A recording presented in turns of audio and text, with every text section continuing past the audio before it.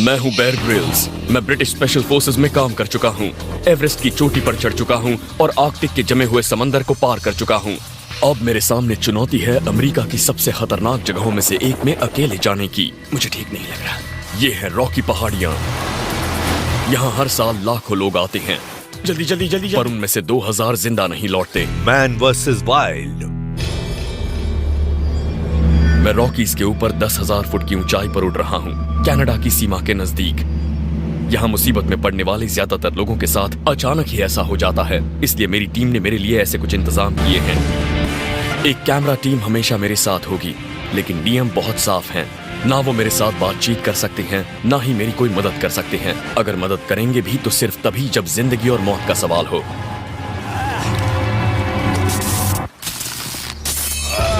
ताकि मैं कूदते वक्त ऐसा खतरा हमेशा बना रहता है।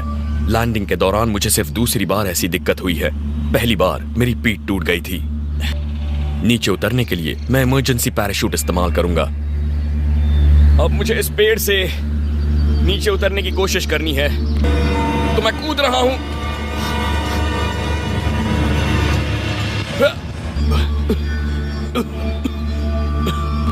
मैं उतर गया। ठीक से नहीं उतरा, लेकिन पेड़ से तो बच गया। एक हल्की चीज जिसे मैं अपने पैराशूट से निकाल पाया हूं, वो है ये रिगिंग लाइंस या रस्सियां, और इनके जरिए मैं खाइयों और नदियों को पार करूंगा। हालांकि सितंबर का महीना है, लेकिन यहाँ मौसम आपको धोखा दे सकता है। दिन में यहाँ का तापमान 18 डिग्री के आसपास होता है, लेकिन रात में ये 0 से नीचे पहुंच सकता है। कहते हैं कि रॉकीज में सिर्फ 2 ही मौसम होते हैं, जून और सर्दियां। शाम के 5 बजे हैं और अंधेरा होने लगा है। शायद 1 घंटा और दिन की रोशनी रहेगी। मेरे लिए सबसे जरूरी है सिर छुपाने की कोई जगह और खाने के लिए कोई चीज ढूंढना। कैंप बनाने के लिए जरूरी है कोई ऐसी चीज हो जो आपको गर्म और सूखा रखे। मैं एक डेब्री शेल्टर बनाने वाला हूँ। इसे बनाना बहुत ही आसान है। इसके लिए मैं इसे उठा रहा हूँ। अब मैं इसकी टहनियां तोड़ रहा हूँ इस तरह, और इसके बाद मैं इसे दोनों तरफ लगा दूंगा, और फिर मुझे ढेर सारी काई रखनी होगी। छत पर इस तरह की काई रखने से मुझे हवा और बारिश दोनों से बचाव मिलेगा। ये बहुत बढ़िया होगा, और इससे मुझे रात को ठंड नहीं लगेगी। रात को तापमान 0 से नीचे गिर जाता है, लेकिन कैंप के अंदर का तापमान फिर भी 10 डिग्री ज्यादा गर्म होगा। यहाँ मैंने एक बहुत ही अच्छा काम किया है। मैंने बहुत सारी पाइन नीडल्स को नीचे बिछा लिया है, और इन्हें बिछाने की वजह यह है कि हम जब जमीन पर लेटते हैं तो शरीर की ज्यादातर गर्मी गंवा देते हैं, लेकिन इन पत्तियों की वजह से मेरे शरीर की गर्मी बनी रहेगी और ये मुझे गर्म रखेंगी ऊपर और नीचे से भी। जब आप कैंप बनाते हैं तो आपको ऐसे तनों को पलटना पड़ता है, और तब आपको एक अच्छी चीज मिलती है। इनके नीचे ये देखिए, ये छोटे छोटे मिलीपीड्स मिलते हैं। ऐसे वीरान इलाकों में जिंदा रहने के लिए जरूरी है कि हम कम से कम ताकत खपाकर खाना हासिल करें, लेकिन मुझे देखना होगा कि इसके शरीर के हर हिस्से में 4 पैर हैं या नहीं। दिखने में घटिया है, पर इसमें प्रोटीन है। एक चाकू होता है जिसे कहते हैं डिस्क नाइफ। उसे बनाने के लिए हम ऐसे हैमर स्टोन कहलाने वाले आम पत्थर को लेंगे और फिर उसे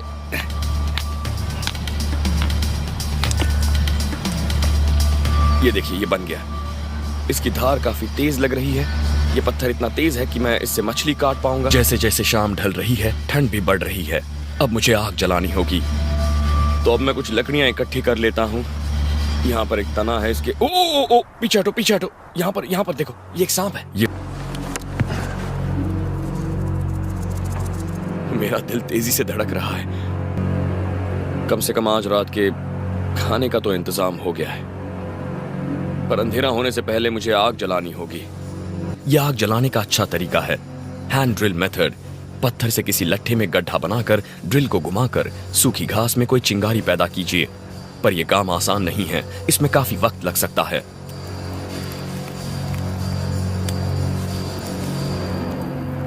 लीजिए, आग जल गई। डिस्क नाइफ काफी काम की साबित हो रही है।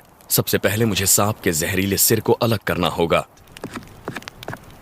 तो मैंने इसका सिर काट दिया है। इसकी खाल भी पीछे खींच रहा हूं। इसका मांस खाने में बहुत मजा आएगा,